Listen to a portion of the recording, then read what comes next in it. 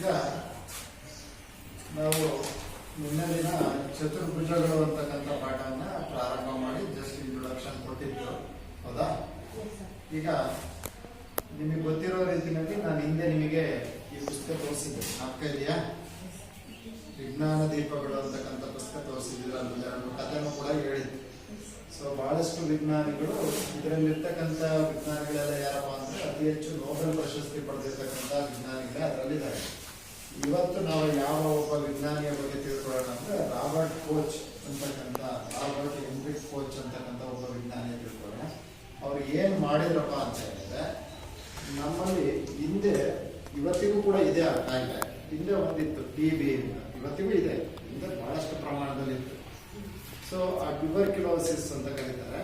ಆ ಕಾಯಿಲೆಗೆ ಪ್ರತಿ ವರ್ಷ ಸುಮಾರು ಲಕ್ಷಾಂತರ ಜನ ಸತ್ತೋಗ್ತಾರೆ. ಒಂದೇ ವರ್ಷದಲ್ಲಿ 17 ಲಕ್ಷ ಜನ ಸತ್ತಿದ್ದಾರೆ. ಸೊ ಅಷ್ಟು ಭಯಂಕರವಾಗಿರ್ತಕ್ಕಂಥ ಅಂಟು ಕಾಯಿಲೆ, ಒಬ್ಬರಿಂದ ಒಬ್ಬರಿಗೆ ಹರಡ್ತಕ್ಕಂಥ ಕಾಯಿಲೆ. ಸೊ ಅದಕ್ಕೆ ಕಾರಣವಾಗಿರ್ತಕ್ಕಂಥ ಅಂಶವನ್ನ, ಬ್ಯಾಕ್ಟೀರಿಯಾವನ್ನ ಕಂಡುಹಿಡಿದಂಥ ವಿಜ್ಞಾನಿ ರಾಬರ್ಟ್ ಹೆನ್ರಿಕ್ ಕೋಚ್ ಅಂತ. ಅವರು ಜರ್ಮನಿ ದೇಶದಲ್ಲಿ ಹುಟ್ಟಿ ಮೊದಲನೇದಾಗಿ ಸಾಕಷ್ಟು ಅವರ ತಂದೆಗೆ 13 ಜನ ಮಕ್ಕಳು, ಇವರು 3ನೇವರು. ಆ ನಂತರ ಬೆಳೆದ ಮೇಲೆ PUC ಆದಮೇಲೆ ಇಂಜಿನಿಯರಿಂಗ್ ಸೇರಿಕೊಂಡು, ನಂತರ ಕೆಲವು ವರ್ಷಗಳ ಕಾಲ ಇಂಜಿನಿಯರಿಂಗ್ ಮಾಡಿ ಬೇಡ ಅಂತ ಅದನ್ನು ಡ್ರಾಪ್ ಮಾಡಿ ಮತ್ತೆ ಮೆಡಿಕಲ್ ಕಾಲೇಜಿಗೆ ಸೇರಿಕೊಂಡು, ನಂತರ ಮೆಡಿಕಲ್ ಅನ್ನು ಮುಗಿಸ್ಕೊಂಡ್ಬಿಟ್ಟು ನಂತರ ಅವರು ಅಲ್ಲಿ ವೈದ್ಯನಾಗಿ ಕೆಲಸ ಮಾಡ್ಲಿಕ್ಕೆ ಶುರು ಮಾಡ್ತಾರೆ. ವೈದ್ಯನಾಗಿ ಕೆಲಸ ಮಾಡ್ಲಿಕ್ಕೆ ಶುರು ಮಾಡಿದಾಗ ಪ್ರತಿ ಸರ್ಕಾರಕ್ಕೆ ಯಾವ್ಯಾವ ಸಾಂಕ್ರಾಮಿಕ ರೋಗಗಳಿಂದ ಎಷ್ಟೆಷ್ಟು ಜನ ಸತ್ರು ಅಂತಕ್ಕಂಥ ಮಾಹಿತಿಯನ್ನ ಕೊಡಬೇಕಾಗುತ್ತೆ. ಸಾಂಕ್ರಾಮಿಕ ರೋಗಗಳ ಬಗ್ಗೆ ಅವರಿಗೆ ಆಸಕ್ತಿ ಹುಟ್ಟುತ್ತೆ. ಏನು, ಯಾಕೆ ಈ ಸಾಂಕ್ರಾಮಿಕ ರೋಗಗಳಿಗೆ ಕಾರಣಕರ್ತ ಆಗ್ತಕ್ಕಂಥ ಅಂಶಗಳು ಏನು ಅಂತಕ್ಕಂಥ ನೋಡ್ಲಿಕ್ಕೆ ಶುರು ಮಾಡಿದಾಗ ಕೊನೆಗೆ ಅವರ ಒಂದು ಬರ್ತ್ಡೇ ಸಂದರ್ಭದಲ್ಲಿ ಅವ್ರ ಹೆಂಡತಿ ಅವ್ರಿಗೊಂದು ಮೈಕ್ರೋಸ್ಕೋಪ್ ಅನ್ನು ಗಿಫ್ಟ್ ಹಾಕೊಡ್ತಾರೆ. ನಿಮ್ಮ ಬರ್ತ್ಡೇಗಳಾದ್ರೆ ಬೇರೆ ಬೇರೆ ಗಿಫ್ಟ್ ತಗೊಳ್ತೀವಿ ನಾವು.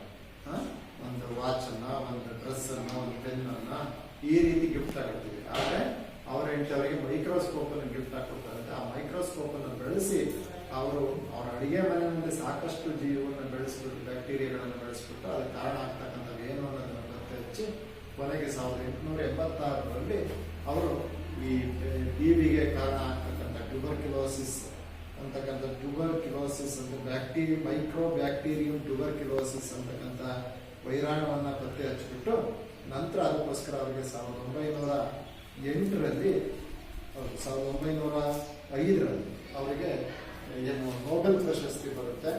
ಅವರು ಆ ಒಂದು ಇದನ್ನ ಕಂಡುಹಿಡಿದಲ್ಲಿ ಇವತ್ತು ಸಾಕಷ್ಟು ಜನ ಇನ್ನು ಸಾಯ್ತಾನೆ ಇರ್ತಾರೆ.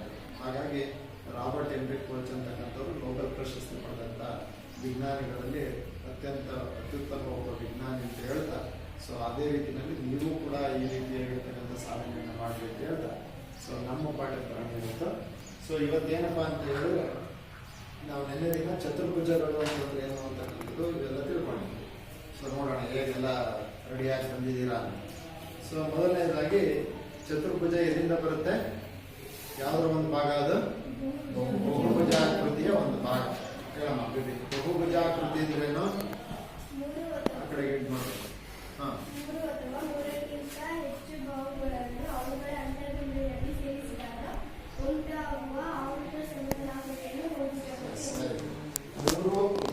ಮೂರು ಅಥವಾ ಮೂರಕ್ಕಿಂತ ಹೆಚ್ಚು ರೇಖಾಖಂಡಗಳನ್ನು ಅವುಗಳ ಅಂತ್ಯ ಬಿಂದುಗಳಲ್ಲಿ ಸೇರಿಸಿದಾಗ ಉಂಟಾಗುವ ಆವೃತ ಸಮತಲಾಕೃತಿಯನ್ನ ಬಹುಭುಜಾಕೃತಿ ಅಂತ ಕರೀತಾರೆ.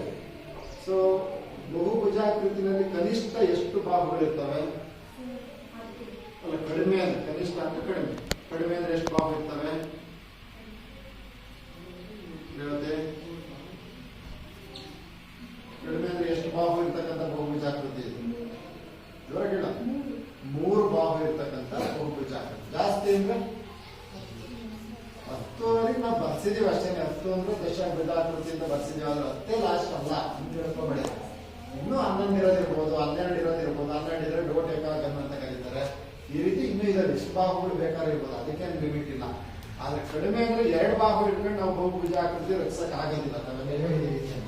ಈ ಉದಾಹರಣೆಗೆ ಇಲ್ಲಿ 2 ಬಾಹು ಹಾಕಿದ್ರೆ ಇದು ಬಹುಭುಜಾಕೃತಿ ಅಂತ ಕರ್ಸ್ಕೊಡುತ್ತಾ? ಯಾಕಲ್ಲ, ಇದು ಬಹುಭುಜಾಕೃತಿ ಆವೃತ ಆಗಿಲ್ಲ, ಓಪನ್ ಇದೆ. ಹಾಗಾಗಿ ಇದು ಕ್ಲೋಸ್ ಮಾಡ್ಬೇಕು ಅಂತಂದ್ರೆ ಕನಿಷ್ಠ ಇನ್ನೊಂದು ರೇಖಾಖಂಡವನ್ನು ಎಳೆಯಲೇಬೇಕಾಗುತ್ತೆ. ಹಾಗಾಗಿ ಮಿನಿಮಮ್ ಅಂದ್ರೆ 3 ಬಾಹುಗಳು ಇರಲೇಬೇಕು. ಓಕೆ, ಸೊ 3 ಬಾಹುಗಳ ಬಹುಭುಜಾಕೃತಿಯನ್ನು ಏನಂತ ಕರಿತೀವಿ ಸುಚಿ? 4 ಬಾಹು ಇದ್ರೆ 5 ಇದ್ರೆ 6 ಇದ್ರೆ 7 ಇದ್ರೆ 8 ಇದ್ರೆ 9 ಇದ್ರೆ 10 ಇದ್ರೆ ದಶಭುಜಾಕೃತಿ ದಶಭುಜ ಅಂತ ಕರಿತೀವಿ. ಈ ರೀತಿ ಬಹುಭುಜಾಕೃತಿಗಳನ್ನು ಕರಿತೀವಿ. ಹಾಗಾದ್ರೆ ನಮ್ದೊಂದು ಪ್ರಶ್ನೆ ಯಾರಿಗೆ? ನಿತೀಶ್ಗೆ. ಇಲ್ಲಿ ಏನ್ ಬಂದಿದೆಯನ್ನ ಏನಾಕೃತಿ ಇದು? ವೃತ್ತ. ಗಟ್ಟಿಗಳ ವೃತ್ತ. ವೃತ್ತ ಒಂದು ಬಹುಭುಜಾಕೃತಿ ಆಗುತ್ತಾ? ಇಲ್ಲ. ಯಾಕೆ ಆಗೋದಿಲ್ಲ? ಏನಿದು ಅಂತಾರೆ? ವೃತ್ತ ಯಾಕೆ ಬಹುಭುಜಾಕೃತಿ ಅಲ್ಲ? ಆಗಲ್ಲ ಅಂತ ನೀನೇ ಹೇಳಿದೆ. ಯಾಕಲ್ಲ? ಯಾವ್ದ್ರಿಂದ ಇಲ್ಲ? ಏನಿಲ್ಲ ಇದ್ರೆ ಬೇರೆ ಹೇಳ್ತೀರಾ? ಒಂದು ಪದ ಬಾಯಲ್ಲಿದೆ, ಬರ್ತಾ ಇಲ್ಲ ಅಂತ. ಕೇಳಬರವತಿ? ಅದು ವಕ್ರರೇಖೆಯಿಂದ ಆಗಿದೆ. ಅದು ನಮಗೆ ಅದು ಬಹುಭುಜಾಕೃತಿ ಅಂದ್ರೆ ಏನಾಗಿರ್ಬೇಕು? ರೇಖಾಖಂಡಗಳಿಂದನೇ ಆವರಿಸಲ್ಪಟ್ಟಿರ್ಬೇಕು. ಅಲ್ಲಿ ವಕ್ರರೇಖೆ ಇರಂಗಿಲ್ಲ. ಹಾಗಾಗಿ ವೃತ್ತ ಅಂತಕ್ಕಂಥದ್ದು ವೃತ್ತ ಆಗಿದ್ರೂ ಕೂಡ, ಸಮತಲದ ಮೇಲೆ ಇದ್ರೂ ಕೂಡ ಇದನ್ನು ನಾವು ಬಹುಭುಜಾಕೃತಿ ಅಂತ ಕರೆಯೋದಿಲ್ಲ. ಸೊ ಹಾಗಾಗಿ ಕನಿಷ್ಠ ಬಹುಭುಜಾಕೃತಿ ಪ್ರಾರಂಭ ಆಗ್ತಕ್ಕಂಥದ್ದೇ ತ್ರಿಭುಜದಿಂದ. ಓಕೆ, ಈಗಾಗಲೇ ನಾವು ಇವತ್ತು ಪಾಠ ಮಾಡಲಿಕ್ಕೆ ಕೊಟ್ಟಿರ್ತಕ್ಕಂಥದ್ದು ಚತುರ್ಭುಜಗಳು. ಹೌದಾ? ಇದೆಲ್ಲ ಚತುರ್ಭುಜ ಅಂತಂದ್ರೆ ಏನು ಅಂತಕ್ಕಂಥದ್ದು ಕೂಡ ನಾನು ನಿನ್ನೆ ದಿನ ಹೇಳಿದ್ದೀನಿ. ಹೌದಾ? ಏನು ಚತುರ್ಭುಜ ಅಂತಂದ್ರೇನು?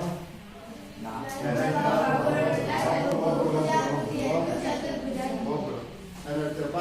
ಹೇಳ್ತೀಯಾ ಪ್ರಜ್ವಲ್? ಚತುರ್ಭುಜ ಅಂದ್ರೆ 4 ಬಾಹುಗಳುಳ್ಳ ಬಹುಭುಜಾಕೃತಿಯನ್ನ ಚತುರ್ಭುಜ. 4 ಬಾಹುಗಳುಳ್ಳ ಬಹುಭುಜಾಕೃತಿಯನ್ನ ಚತುರ್ಭುಜ.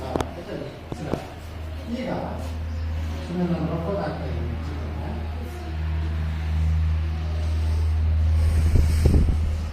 ಇದೊಂದು ಬಹುಭುಜ.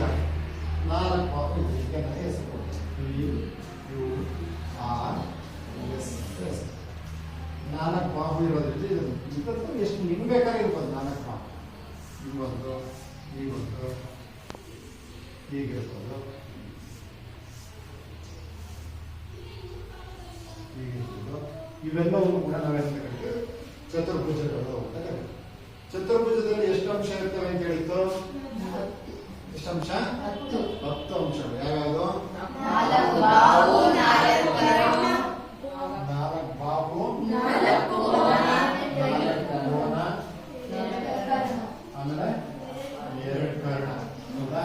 ಇವುಗಳನ್ನು ಸೇರಿಸಿ ಮತ್ತೆ ಎಷ್ಟು ಅಂಶಗಳಾಗ್ತವೆ? 10 ಅಂಶಗಳಾಗ್ತವೆ. ಹೌದಾ? ಸೊ ಇಲ್ಲಿ 4 ಬಾಹು ಯಾವ್ಯಾವುದು?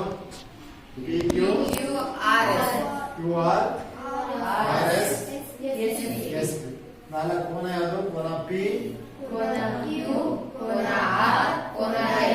ಕರ್ಣ ಎಲ್ಲಿದ್ದಾವೆ? ಸೇರಿಸ್ಬೇಕು. ಕರ್ಣ ಅಂದ್ರೆ ಏನಂತ ಹೇಳಿದ್ವಿ ನಾವು?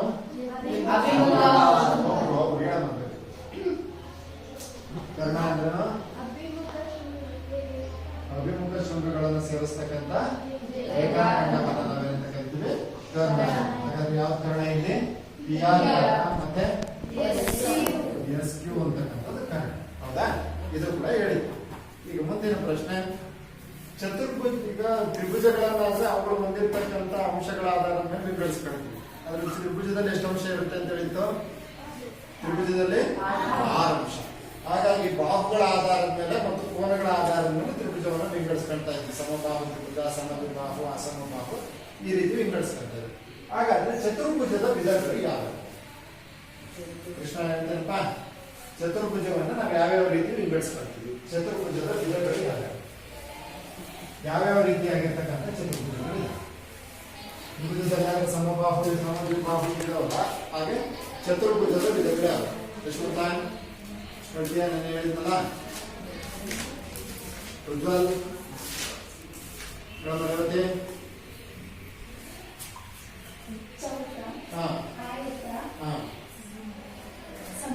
ಸಮಾಂತರ ಚತುರ್ಭುಜ, ಆಮೇಲೆ ಪ್ರಾಪಿಜ್ಯ, ವಜ್ರಾಕೃತಿ, ಪತಾಕ. ಹೌದಾ? ಇವುಗಳನ್ನು ರಚಿಸಿದ. ಇವುಗಳನ್ನು ನಾವು ತ್ರಿಭುಜ ಚತುರ್ಭುಜದ ವಿಧಗಳು. ಇವತ್ತು ಇವತ್ತು ಸಮಾಂತರ ಚತುರ್ಭುಜ ಅಂತಂದ್ರೆ ಏನು, ಸಮಾಂತರದ ಚತುರ್ಭುಜದ ಲಕ್ಷಣಗಳು ಹೇಗಿರ್ತವೆ ಮತ್ತು ಸಮಾಂತರ ಚತುರ್ಭುಜದಲ್ಲಿ ಇರ್ತಕ್ಕಂಥ ವಿಶೇಷತೆ ಏನು ಅಂತಕ್ಕಂಥದ್ದನ್ನ ನೋಡೋಣ.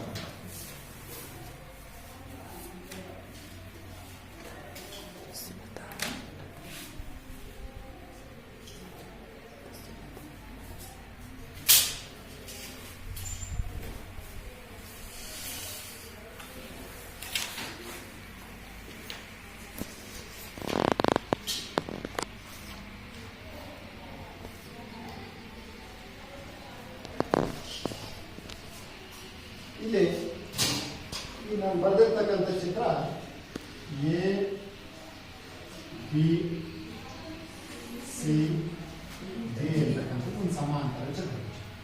ಸರಿನಾ? ಸಮಾಂತರ ಚತುರ್ಭುಜ ಕೂಡ ಅದರ ಹೆಸರೇ ಹೇಳ್ತಾ ಇದೆ ಸಮಾಂತರ. ನಾನು ಬಹಳಷ್ಟು ಹೇಳ್ತೀನಿ, ಆ ಪದದ ಅರ್ಥದಲ್ಲೇ ಇರುತ್ತೆ ಅದರ ಡೆಫಿನೇಷನ್ ಅಂತ. ಸಮಾಂತರ ಚತುರ್ಭುಜ ಸಮ ಪ್ಲಸ್ ಅಂತರ, ಸಮಾಂತರ ಪದವನ್ನು ಬಿಡಿಸಿದ್ರೆ ಏನಾಗುತ್ತೆ, ಸಮ ಪ್ಲಸ್ ಅಂತರ. ಯಾವುದ್ರ ನಡುವೆ ಏನೇನಿರ್ಬೇಕಂತ ಅವು ಸಮನೂ ಇರ್ಬೇಕಂತ, ಅವುಗಳ ನಡುವೆ ಇರ್ತಕ್ಕಂಥ ಅಂತರನೂ ಸೇಮ್ ಇರ್ಬೇಕು. ಅಂದ್ರೆ ಇಲ್ಲಿ ಬಾಹುಗಳ ಆಧಾರದ ಮೇಲೆ ಇದನ್ನು ವಿಂಗಡಿಸ್ಕೊಂಡಿದ್ದೀವಿ.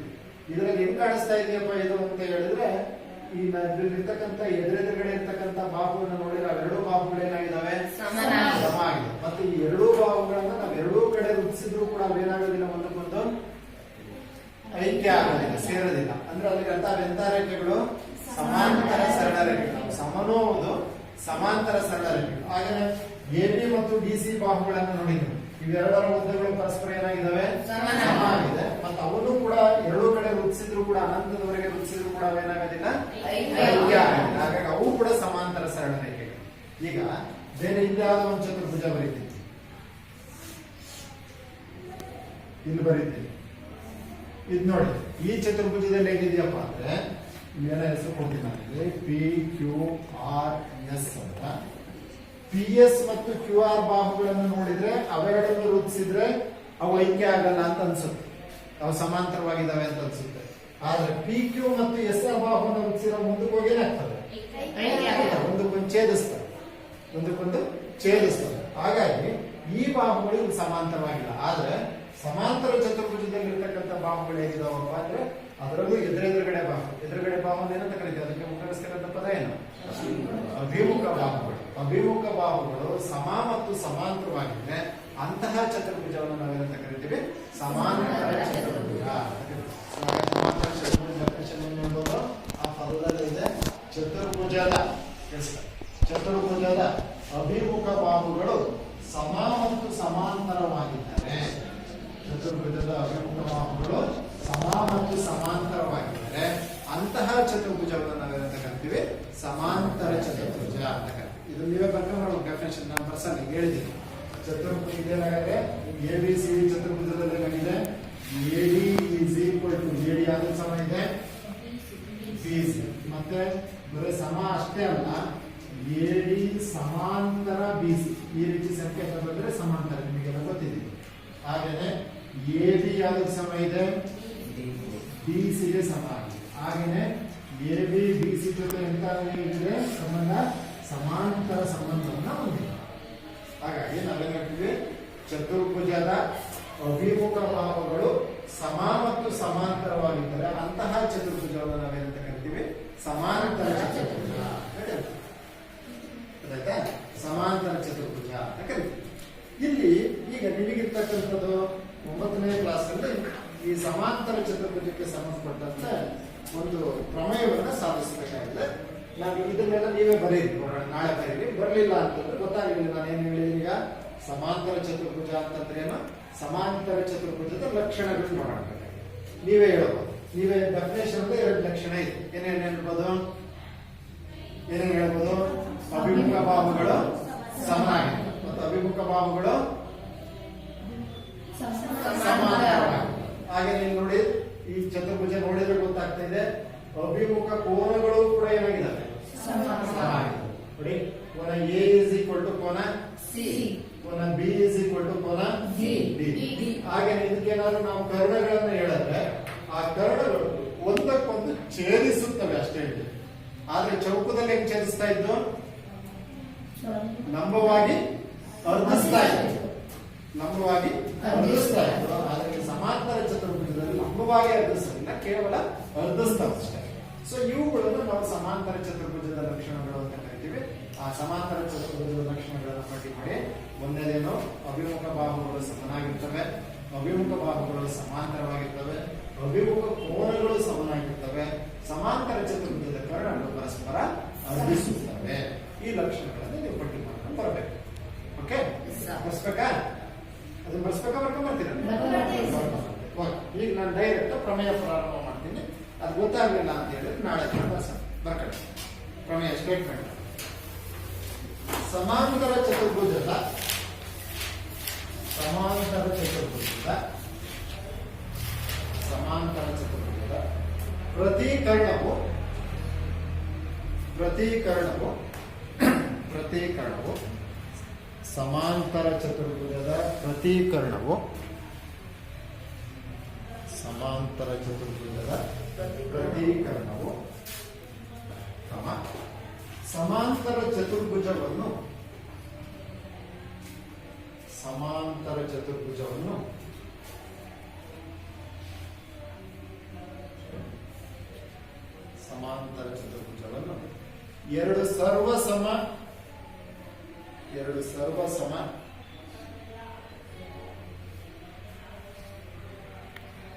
ಎರಡು ಸರ್ವಸಮ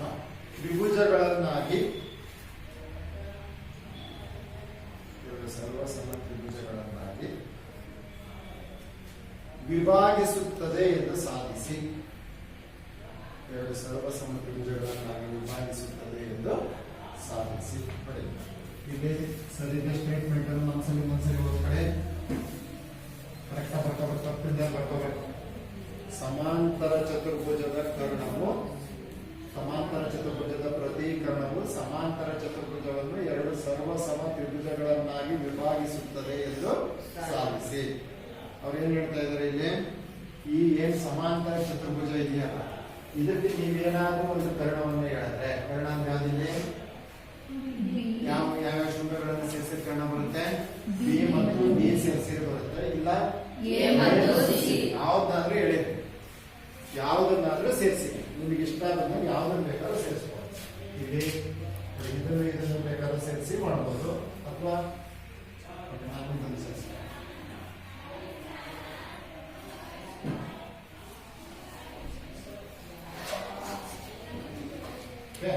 ಈ ರೀತಿ ಕರ್ಣವನ್ನ ಎಳೆದಂತ ಸಂದರ್ಭದಲ್ಲಿ ಈ ಕರ್ಣ ಯಾವುದಿರೋ ಬಿಡಿ ಕನ್ನಡ ಬಿಡಿ ಕರ್ಣ ಏನ್ ಮಾಡುತ್ತದೆ? ಎರಡು ತ್ರಿಭುಜಗಳನ್ನಾಗಿ ವಿಭಾಗಿಸಿ. ಯಾವ್ಯಾವ ತ್ರಿಭುಜ ಉಂಟಾಗಿದೆ ನಮಗೆ? ಅನ್ನೋದು ಒಂದು ತ್ರಿಭುಜ, ಇನ್ನೊಂದು BCD. ಈ ಎರಡು ತ್ರಿಭುಜಗಳು ಹೆಂಗಿರ್ತಾವಂದ್ರೆ ಸುಮ್ಮನೆ ತ್ರಿಭುಜ ಮಾಡಿಲ್ಲ. ಈಗ ಇಲ್ಲೆಲ್ಲ ನಮಗೆ ಒಂದು ಹಾಕಿದೆ ತ್ರಿಭುಜ, ಚತುರ್ಭುಜ, ಇನ್ನೊಂದು ಚತುರ್ಭುಜ ಇದೆ ಅಂತ. ಈಗ ಇದನ್ನ ನಾನು ಇಲ್ಲಿ ಎಳೆದಿದ್ದೀನಿ ಅಂದ್ರೆ ನೀವು ನೋಡಿದ್ರೆ ಗೊತ್ತಾಗ್ತಿದೆ ಯಾವ ತ್ರಿಭುಜ ದೊಡ್ಡದಿರ ಕಾಣಿಸುತ್ತಿದ್ದು? ಕೆಳಗಡೆ ಇರೋದು ದೊಡ್ಡದಿದೆ, ಮೇಲ್ಗಡೆ ಇರೋದು ಹಾಗಾಗಿ ಇವೆರಡು ಸರ್ವಸಮಾನ ಪ್ರಶ್ನೆನೇ ಇಲ್ಲ.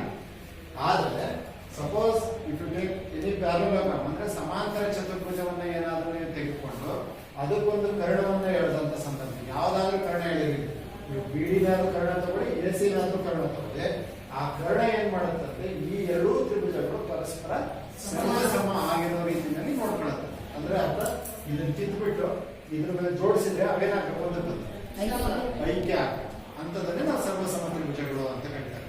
ಒಂದರ ಮೂರು ಬಾಹುಗಳು ಮತ್ತು ಮೂರು ಕೋನಗಳು ಏನು ಹೆಚ್ಚಾಗಿದ್ದಾರೆ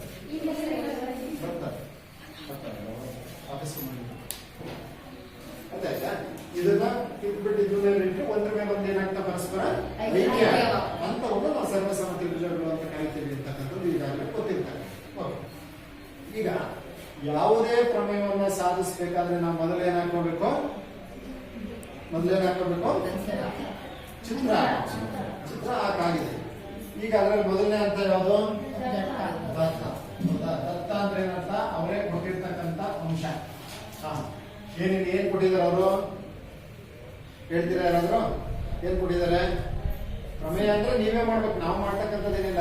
ಗಿವಿಂಗ್ ಡೈರೆಕ್ಷನ್ ಅಷ್ಟೇನೆ. ಏನಂತ ಕೊಟ್ಟಿದ್ದಾರೆ? ಅದೇನಲ್ಲ ತ್ರಿಭುಜ ಕೊಟ್ಟಿದಾರ, ವೃತ್ತ ಕೊಟ್ಟಿದಾರ, ಚತುರ್ಭುಜ ಕೊಟ್ಟಿದ್ದಾರೆ. ಚತುರ್ಭುಜದಲ್ಲಿ ಎಂತ ಚತುರ್ಭುಜ?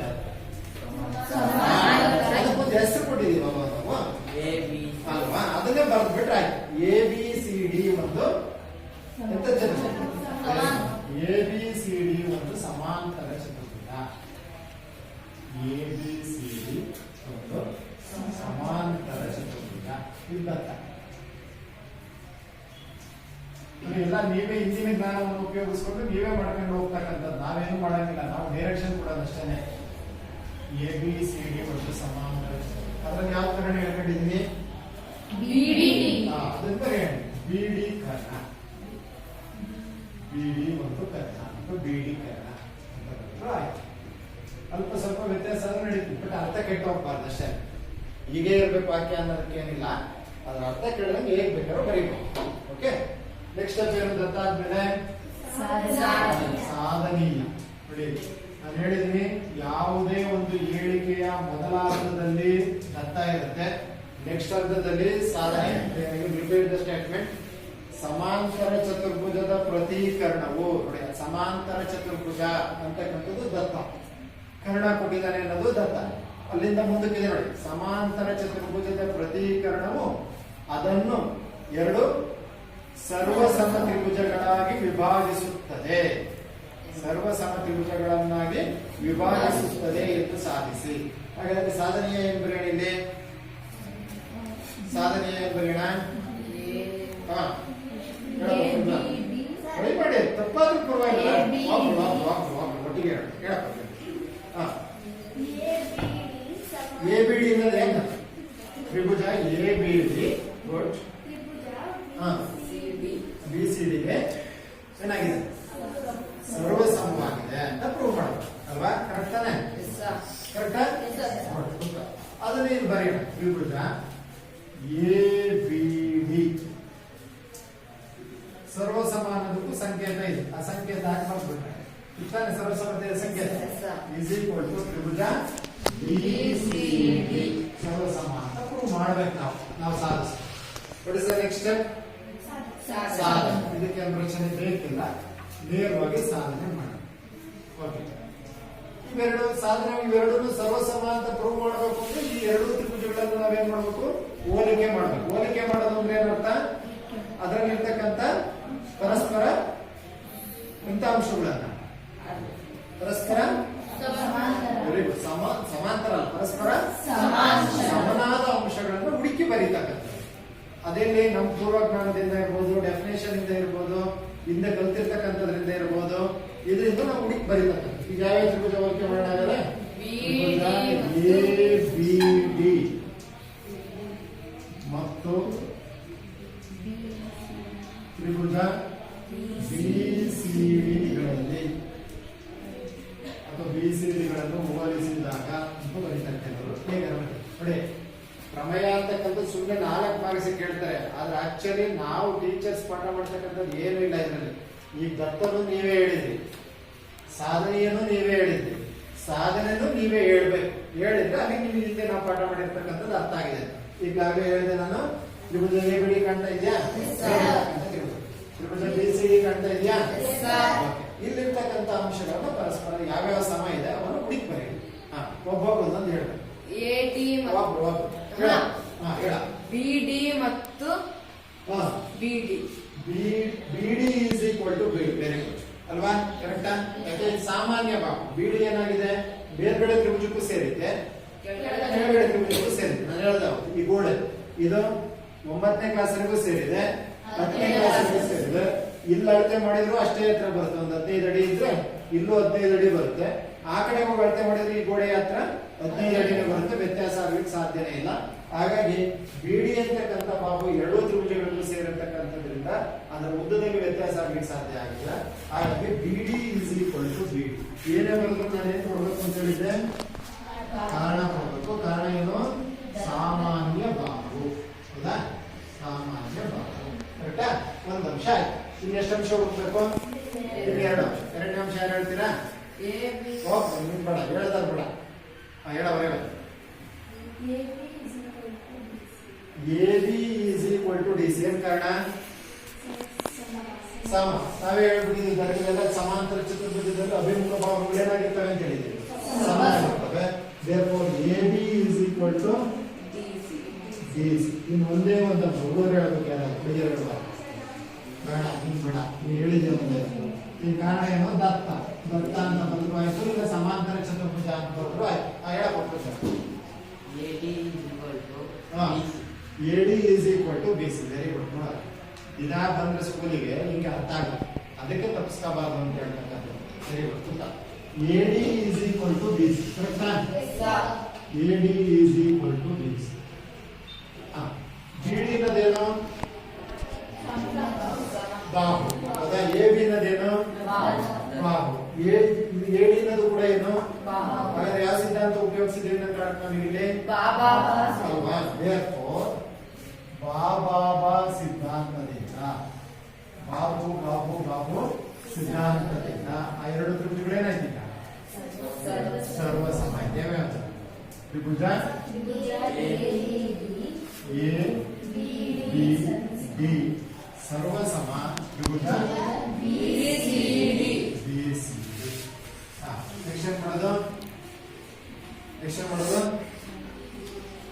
ನೆಕ್ಸ್ಟ್ ಮಾಡೋದು ಇದು ಇನ್ನೇನಾದ್ರು ಮಾಡಕ್ಕೆ ಇಲ್ಲ. ಕಮ್ಮಿ ಮುಗಿತಾ ಇನ್ನೂ ಇದೆಯಾ?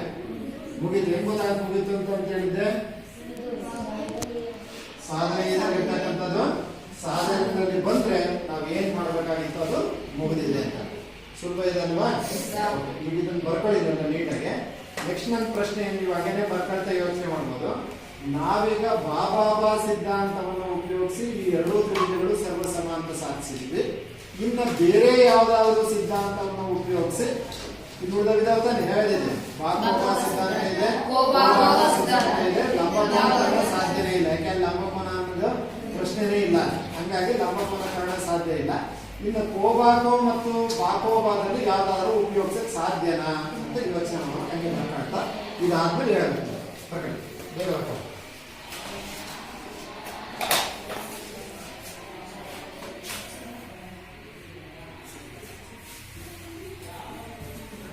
ನೀಟಾಗಿ ಬರ್ಕೊಳ್ಳಿ.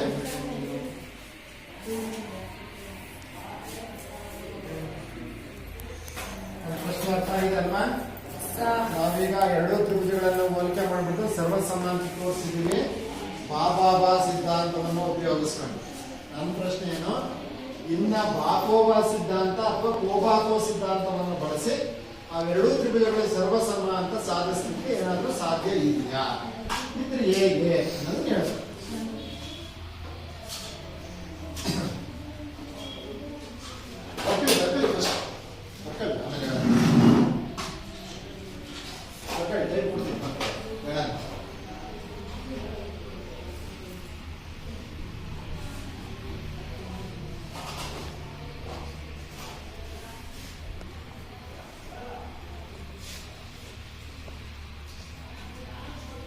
ಎರಡು ದಿನ ಕಂಟಿನ್ಯೂಸ್ ಎಲ್ಲರೂ ಬಂದಿರಲ್ಲ?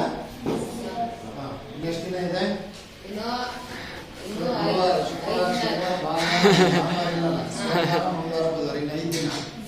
ಐದು ದಿನ ಬಂದ್ರೇನು? Chocolate chocolate. ಒಬ್ರು ತಪ್ಸಿದ್ರು ಇಲ್ಲ ಸರ್. ಇವನು ಹೋಯ್ತು ಅನ್ಕೊಂಡಿದ್ವಿ. ನಾನು ಸರ್ ಸೇರ್ಕೊಂಡೆ.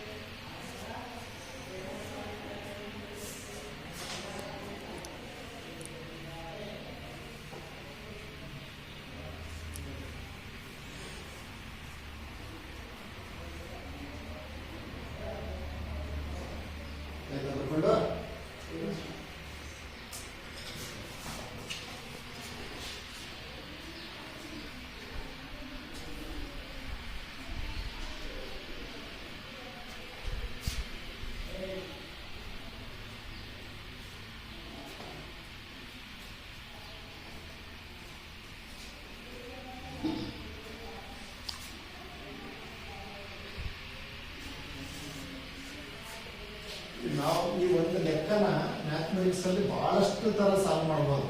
ಮಾಸ್ಟರ್ ಮಾಡಿದ ಥರನೇ ಮಾಡಬೇಕು, ಟೆಕ್ಸ್ಟ್ ಬುಕ್ಕಲ್ಲಿ ಇರೋ ಥರನೇ ಮಾಡಬೇಕು ಅಂತ ಏನಿಲ್ಲ. ನೀವು ತಲೆ ಉಪಯೋಗಿಸಿ ಇನ್ನೊಂದು ಥರ ಈ ಪ್ರಮೇಯವನ್ನು ಸಾಧಿಸ್ಕೊಡ್ಬೇಕಾದ್ರೆ ಅದು ಕರೆಕ್ಟೇ ಇದು ಕರೆಕ್ಟೇ, ಎಲ್ಲದಕ್ಕೂ ಮಾರ್ಕ್ಸ್ ಕೊಡ್ತಾರೆ.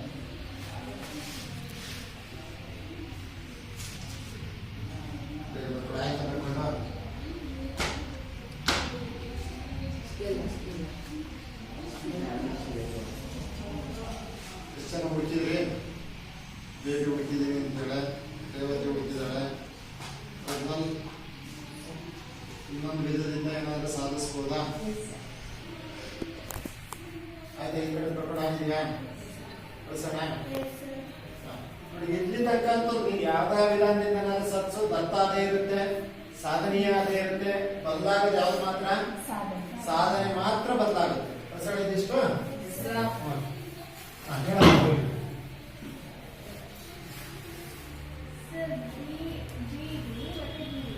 BD is equal to BD. ಕರೆಕ್ಟಾ? ಕಾರಣ ಸಾಮಾನ್ಯ ಬಾಹು. ಆಮೇಲೆ ಕೋನ A is equal to ಕೋನ C. ಕೋನ A is equal to C. ಕಾರಣ ಏನು? ಕಾರಣ ಹೇಳೋಣ. ಅಭಿಮುಖ ಕೋನಗಳು ಸಮನಾಗಿರುತ್ತವೆ ಅಂತ ಡೆಫಿನೇಷನ್ ಅಲ್ಲೇ ಹೇಳ್ಬಿಟ್ಟಿದೆ. ಅದು ಲಕ್ಷಣ, ಅದೊಂದು ಲಕ್ಷಣ. Very good. ಆಮೇಲೆ AB is equal to BC. ಕಾರಣ AB is equal to BC. ಕಾರಣ ಅದು ಕೂಡ ತತ್ತಾನೆ.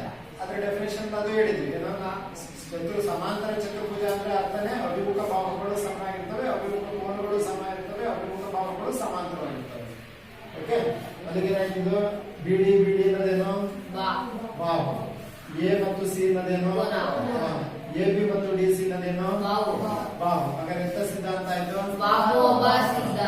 ಮಾರ್ಕ್ ಮಾಡೋಣ. BD ಇದೇನಪ್ಪ? ಕಟ್ಟೆನಮ್ಮ. ನೆಕ್ಸ್ಟ್ ಕೋನ A ಇದೇನಮ್ಮ? ನೆಕ್ಸ್ಟ್ AB ಏನಪ್ಪ? ಇದಾ? ಆಗತ್ತಾ ಇದು? ಬಾಕೋಬ ಆಗ್ಬೇಕು ಅಂದ್ರೆ ಏನ್ ಹೇಳಿದ್ದೆ ನಾನು? ಹೆಂಗಿರ್ಬೇಕು? ಕಂಡೀಷನ್ ಇದೆ ಅಲ್ಲೊಂದು. ಎರಡು ಬಾಹು ಅವುಗಳಿಂದ ಏರ್ಪಟ್ಟ ಕೋನನೇ ಆಗಿರ್ಬೇಕು. ಚೂರು ಚೇಂಜ್ ಮಾಡ್ಬೇಕಿಲ್ಲ. ಈ ಬಾಹು ತಗೊಳ್ಳೋ ಬದಲು ಇದು ತಗೊಂಡ್ರೆ ಕರೆಕ್ಟ್ ಆಗ್ತಿತ್ತು ನೋಡು. ಚೂರು ಯೋಚನೆ ಮಾಡು. ಇದು ತಗೊಂಡ ಸರಿ. AD is equal to BC correct. ಈ point correct. AB is equal to DC ಇದು ಕರೆಕ್ಟ್. ಈಗ ತಗೋಬೇಕಾದ ಕೋನ ಇದು ತಗೊಂಡ್ರೆ ಈಗೇನಾಯ್ತು? ಎರಡು ಬಾಹು ಅವುಗಳಿಂದ ಏರ್ಪಟ್ಟ ಕೋನ. ಎರಡು ಬಾಹು ಅವುಗಳಿಂದ ಏರ್ಪಟ್ಟ ಕೋನ. ಇದು ತಗೊಂಡ್ರೆ ಮತ್ತೆ ಚೇಂಜ್ ಮಾಡ್ಬೇಕಾಗುತ್ತೆ. ಅರ್ಥ ಆಯ್ತಾ? ನೋಡಿ, ಇಲ್ಲಿಂದ ಮುಂದಕ್ಕೆ ಇದಕ್ಕೆ ಚೇಂಜ್ ಮಾಡಬಹುದು. ಏನಂತ? ಈ BD is equal to BD ಬದಲಾಗಿ ಎಂತ ನಾವು AD is equal to DC ತಗೊಂಡ್ರೆ ನಮ್ಮ ಸಿದ್ಧಾಂತ ಕರೆಕ್ಟ್ ಆಗುತ್ತೆ. ಇದು ಬಾಹು ಆಯ್ತು, ಕೋನ ಆಯ್ತು, ಬಾಹು ಆಯ್ತು. ಆದ್ರೆ ಹಂಗಂತ ಕೋಬಾಕ ಆಯ್ತು ಅಂತ ನಾವು ನೆಗ್ಲೆಕ್ಟ್ ಮಾಡಂಗಿಲ್ಲ, ಅದು ನೋಡ್ಬೇಕು. ಕೋಬಾಕ ಸಿದ್ಧಾಂತದಲ್ಲಿ ಏನ್ ಹೇಳಿದ್ದಾರೆ? ಒಂದರ ಎರಡು ಕೋನ ಮತ್ತು ಬಾಹು, ಒಂದರ ಎರಡು ಬಾಹು ಮತ್ತು ಅವುಗಳಿಂದ ಉಂಟಾದ ಕೋನವು ಇನ್ನೊಂದರ ಅನುರೂಪವಾದ ಎರಡು ಬಾಹು ಮತ್ತು ಅವುಗಳಿಂದ ಉಂಟಾದ ಕೋನಕ್ಕೆ ಪರಸ್ಪರ ಸಮನಾಗಿದ್ದರೆ ಆ ತ್ರಿಭುಜಗಳು ಸರ್ವಸಮವಾಗಿರುತ್ತವೆ ಅಂತ ಹೇಳುವುದರಿಂದ ನಮ್ಗೆ ಹಾಗೆ ಬರಬೇಕು. ಎರಡು ಬಾಹು ಅವುಗಳಿಂದ ಏರ್ಪಟ್ಟ ಕೋನನೇ ಆಗೋದ್ರಿಂದ ಈಗ ಕರೆಕ್ಟ್ ಆಗುತ್ತೆ. ಈಗ ಏನ್ ಬರ್ಬೇಕಾದ್ರೆ ಅಲ್ಲ ಇರ್ಬೇಕಾದ್ರೆ ಕೋಬಾಕೋ ಸಿದ್ಧಾಂತದಿಂದ ಅಂತ ಬರೀಬೇಕು. ಅರ್ಥ ಆಯ್ತಾ? ನೀವು ಎಕ್ಸಾಮ್ ಬರೀಬೇಕಾದ್ರೆ ಈಗ ನಾನು ಮಾಡಿಸಿದ ಬಾಬಾವ ಸಿದ್ಧಾಂತ ಉಪಯೋಗಿಸು ಬರೀಬಹುದು. ಈಗ ಬೇರೆ ಹೇಳಿದ ಬಾಬಾವ ಸಿದ್ಧಾಂತ ಉಪಯೋಗಿಸು ಬರೀಬಹುದು. ನಿಮಗೆ ಇನ್ನೊಂದು ಹೋಮ್ವರ್ಕ್ ಕೊಡ್ತಿದ್ದೀನಿ. ಕೋಬಾಕೋ ಸಿದ್ಧಾಂತವನ್ನು ಉಪಯೋಗಿಸೋ ಕೂಡ ಈ ಪ್ರಮೇಯವನ್ನ ಸಾಧಿಸಬಹುದು. ನೋಡಿ, ಇದ್ರಲ್ಲಿ 3 ಚಾನ್ಸ್ ಇದೆ. ಕೋಬಾಕೋ ಸಿದ್ಧಾಂತವನ್ನು ಉಪಯೋಗಿಸು ಕೂಡ ಸಾಧಿಸಬಹುದು. ನಾಳೆ ದಿನ ಹೋಮ್ವರ್ಕ್ ಅದೇನೆ ಇದೆ. ಈ ಸ್ಟೇಟ್ಮೆಂಟ್ ಎಲ್ಲ ಅದೇನೆ, ಆದ್ರೆ ಬದಲಾಯಿಸಬೇಕಾದ್ರೆ ಅದನ್ನ ಸಾಧನೆಯನ್ನ ಬದಲಾಯಿಸಿ ನೀವು ನನಗೆ ಮಾಡಿ ತೋರಿಸ್ಬೇಕು. ನಾಳೆಗಾದ್ರೂ ಆಗ್ಬೋದು, ಇವತ್ತು ಲಂಚ್ ಪೀರಿಯಡ್ ಆದ್ರೂ ಇದನ್ನು ತೋರಿಸಿ ಹೇಳ್ಬೇಕು. ಕೋಬಾಕೋ ಸಿದ್ಧಾಂತ ಉಪಯೋಗಿಸಿ ಈ ಪ್ರಮೇಯವನ್ನ ಪ್ರೂವ್ ಮಾಡ್ತಕ್ಕಂಥದ್ದು ಹೇಗೆ ಅಂತ ತೋರಿಸ್ಬೇಕು. ಅರ್ಥ ಆಯ್ತಾ? ಗೊತ್ತಾಯ್ತಲ್ಲ? ಇದು ಇಷ್ಟೇ ನೋಡಿ. ಪ್ರಮೇಯಗಳು ಪ್ರಾರಂಭ ಮಾಡಿದಾಗ ಈ ಪ್ರಮೇಯ ಇಷ್ಟೊಂದು ಇದೆಯಾ ಸರ್, ಹೆಂಗ್ ಬರೆಯೋದು ಅಂತ ಅನ್ಕೊಂತಿದ್ವಿ. ಈಗ ಪ್ರಮೇಯಗಳು ಎಷ್ಟು ಸುಲಭ ಅಂತಕ್ಕಂಥದ್ದು ನಿಮಗೆ ಅರ್ಥ ಆಗುತ್ತೆ. ಯಾವುದೇ ಆದ್ರೂ ಅಷ್ಟೇನೆ, ಆ ಕಾನ್ಸೆಪ್ಟ್ ನನ್ನ ತಲೆ ಒಳಗಡೆ ಹೋಯ್ತು, ಸರಿಯಾಗಿ ಅರ್ಥ ಆಯ್ತು ಅಂದ್ರೆ ಆ ಲೆಕ್ಕವನ್ನು ಮಾಡ್ತಕ್ಕಂಥದ್ದು ಅಥವಾ ಪ್ರಮೇಯವನ್ನು ಸಾಧಿಸ್ತಕ್ಕಂಥದ್ದು ತುಂಬಾ ಸುಲಭ ಆಗುತ್ತೆ. ನಾನು ಹೇಳಿದಂಗೆ ಆಮೇಲೆ ಲಂಚ್ ಬ್ರೇಕಲ್ಲಿ ಅದನ್ನು ಕೋಬಾಕೋ ಸಿದ್ಧಾಂತವನ್ನು ಉಪಯೋಗಿಸಿ ಮಾಡಿ ತೋರಿಸ್ತೀನಿ. ಮಾಡ್ತೀರಾ? ಧನ್ಯವಾದ.